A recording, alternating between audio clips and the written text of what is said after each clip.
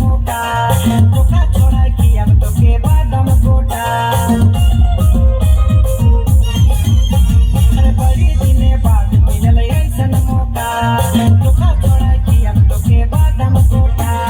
बादाम बादाम से लेम चिनिया बादाम बादाम बादाम से लेम चिनिया बादाम आइले तनी लेबे काना